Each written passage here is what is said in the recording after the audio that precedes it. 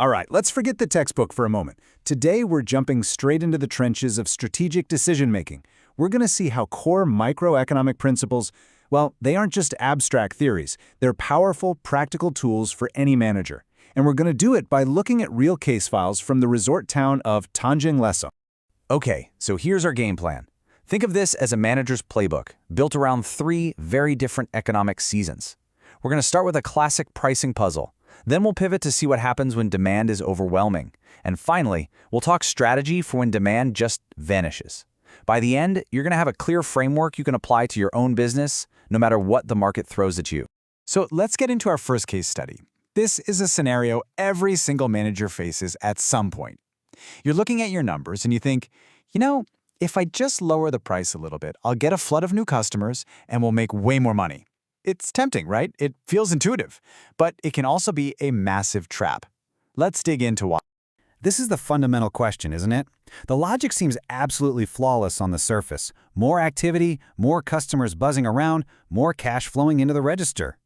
But a really sharp manager knows that revenue, well, that's only half of the equation. You have to, and I mean always, look at what's happening on the cost side of the ledger. Okay, now look at these numbers, because the initial story they tell is really interesting.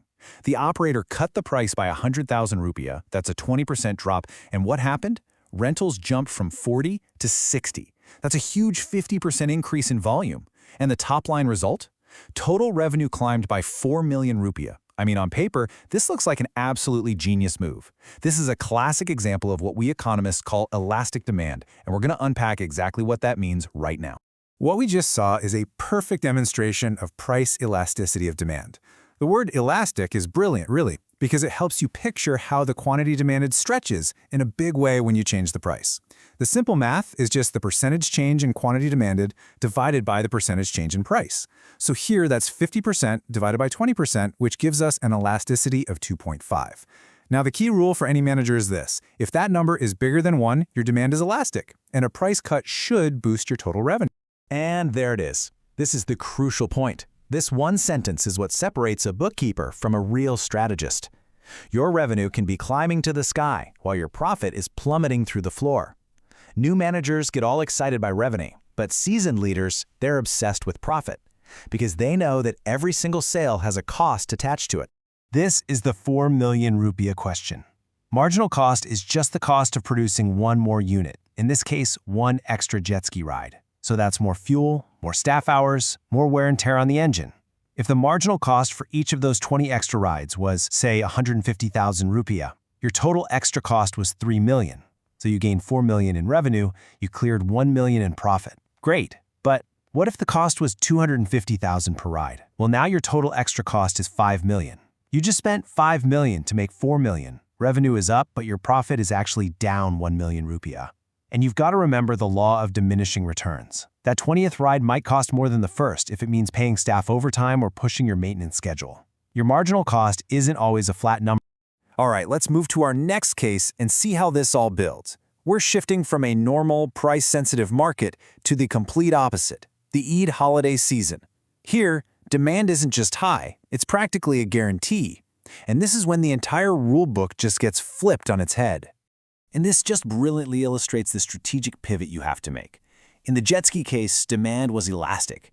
But during a peak holiday, a hotel's demand becomes highly inelastic. So why is that? Well, the core drivers of demand have changed. The necessity is the family vacation that absolutely has to happen in that specific time window. There are very few, if any, good substitutes. This scarcity gives the hotel immense pricing power. Your goal is no longer attracting more customers. You've got more than you can handle. Your goal now is to maximize the revenue from every single room you have. Now this is a masterclass in yield management. Let's break it down. First, you cut off discount channels like Agoda because, frankly, you don't need them. You reject low-paying groups because every room they take is an opportunity cost, a room you could have sold for more. Then you raise your rates. And then the masterstroke, minimum length of stay. This is such a powerful filter for profitability. It screens for guests who are committed and will likely spend more on site. Now look, it's an aggressive strategy, and you have to weigh the risk. Does it create a reputation for price gouging that could hurt you later on? It's a calculated bet. You're maximizing short-term gain versus maintaining long-term goodwill. Okay, so we've mastered elastic and inelastic demand, But now for what is maybe the toughest managerial challenge of all. What in the world do you do when there's almost no demand at all? This is the rainy season. The tourists are gone, the beach is empty, but your fixed costs, salaries, rent, insurance, they're still coming due every single month. The absolute key to survival here is a laser-like focus on your variable costs. These are the costs you only have to pay if a guest actually stays. The laundry, the electricity for that room, the breakfast food. Your fixed costs are sunk. You're paying them anyway. So the goal shifts entirely. You stop thinking about profit per room and you start thinking about contribution margin per room. That's just the price the guest pays minus the variable costs. So if a room's variable costs are 200,000 rupiah and you sell it for 250,000, that 50,000 rupiah is your contribution margin. No, it's not profit, but it's 50,000 you can put toward paying your fixed costs that you wouldn't have had if the room stayed empty. So how do you get people in the door without totally destroying your brand? You can't just slash your room rate in half. You'll be seen as cheap forever. The really elegant solution is the value bundle. Think of a combo meal at a fast food place. You feel like you're getting a better deal, but the brand doesn't look desperate. For a hotel, instead of offering a 50% off room, you offer a romantic getaway package with the room, a dinner, and a spa treatment for one single attractive price. The customer feels like they're getting a fantastic deal, not a cheap room. You've cleverly hidden the discount inside the package, and in doing so, you've protected your brand. This is also the time for a complete marketing pivot, and this requires real market research. Your traditional sun-seeking tourist is gone, so you have to go out and find new customers whose needs actually match your new reality. So, who doesn't care about the rain? Corporate clients. So you start creating packages for business retreats, or maybe work from hotel promotions targeting professionals from Jakarta. You see, you're no longer selling a vacation. You're selling a productive, focused escape. It's a whole different product. So let's tie all three of these cases together. We've looked at three wildly different market conditions, and each one demanded a completely different strategic response. This forms a simple but I think incredibly powerful playbook that you can apply to just about any business. The crucial takeaway is this: your job as a manager is to be a diagnostician. You have to correctly identify the economic season your business is currently in. Is your demand elastic? Then your focus is all about volume, and your main tool is a strategic price cut, but you're always watching that marginal cost. Is demand inelastic? Your focus shifts to maximizing price per unit. Is demand collapsing?